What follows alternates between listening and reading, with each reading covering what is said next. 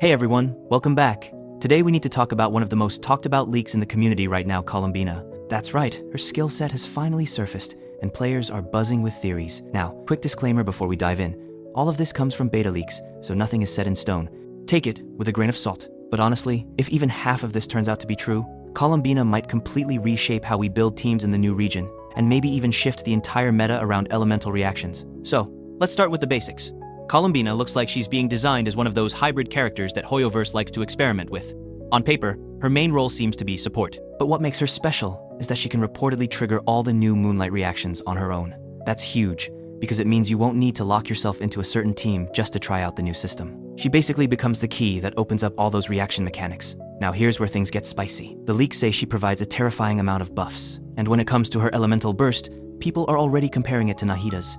Supposedly, it creates a wide field that boosts elemental interactions for the whole party. Top-up crystals from lootbar.gg. It's 100% safe and secure top-up platform for games like Honkai Star Rail and Genshin Impact. PS5 and Xbox players can also Raiden Shotgun and Teviot Times are using for crystals, save up to 25%, get 10% and 5% for new user, 3% for old user. Go to Lootbar, then Genshin Impact, choose a pack, put UID, select region, and pay. Get double the currency for first time in-game top-up. Link description and pin comment. If you've ever played Nahida, you know how central that kind of ability is. A persistent skill that empowers everything your team does.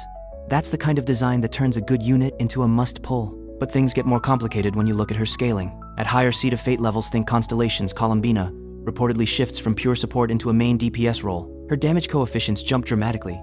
But here's the catch. Her true power depends on how many characters from the new region are in your team. The more you include, the stronger she becomes. That's powerful, but also limiting. It basically forces you to build around her faction if you want her full DPS potential. Some players are already calling this a cap limit, since you're not just investing in Columbina, you're investing in her entire region. Now, here's something a lot of people weren't expecting. She apparently doesn't introduce a Moonlight vaporization interaction. Many assumed it was coming, but leaks say nope. The general theory is that Hoyoverse left it out on purpose, maybe to avoid boosting Neviet too much, or to stop another fire meta from taking over. Instead, Columbina shines through her debuffs. Reportedly, she lowers all enemy elemental resistances by 15% just by being on the field. And since she's tied to the Coven group, pairing her with another Coven character stacks that resistance shred even further. That's incredibly strong, but it also has ripple effects. Some players think it might even push the Cerulean Shadow Relic set into irrelevance. Big picture, Columbina's design fits what I like to call the Archon formula.